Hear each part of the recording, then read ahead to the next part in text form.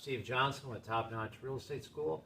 Today I'm going to go through a real estate tax proration for you. And basically the scenario is here, you're going to have to know how to understand this at closing in case your buyer or seller asks you a question. Now it's true, we have closing agents that do this, but you may be receiving this 3 days before closing. Okay, that's business days. So basically you're going to have to answer some simple basic questions. So if you're a sales associate or you're studying for your broker exam or what have you, this is going to be good information for you. Now there's many different types of prorations. So the first one we're going to go over today is going to be real estate taxes. This is just a normal scenario, an everyday scenario.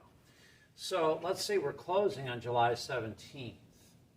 Okay, what's going to happen here is the day of closing, July 17th, is going to belong to the buyer, which means the buyer is responsible for that day. All right, so what we're going to have to do is we're going to have to debit the seller for the days up to closing, which means through the 16th. So we have to count the seller days. So we have January 31st, February 28th, March 31st, April 30th, May 31st, June 30th, and July 16th.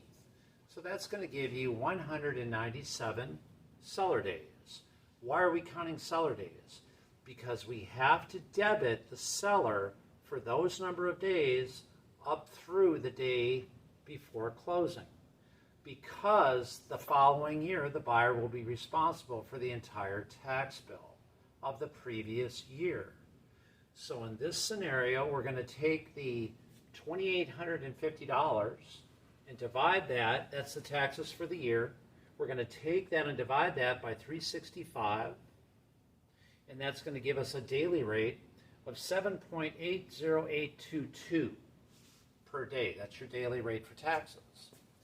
Then we're going to take the seller days of 197 and multiply that times the 7.80822, and that's going to give you 1538.22. That is what we are going to debit the seller for the year. Okay, right here, debit seller 1538.22, and then we always have to credit that to the buyer, the same exact amount. So we're going to credit the buyer 1538.22. Why are we doing this? Because again, the buyer is going to pay for that whole previous year. So if you close, for instance, let's say this is 2019, the buyer will be responsible for that entire bill of $2,850 in 2020. So it's only fair that the seller pay their share for the 197 days they lived there. So that's kind of a scenario for you on real estate tax prorations. And there's many more prorations we can talk about. So we'll be back shortly. I'm Steve Johnson with Top Notch Schools. We'll see you shortly. Thank you.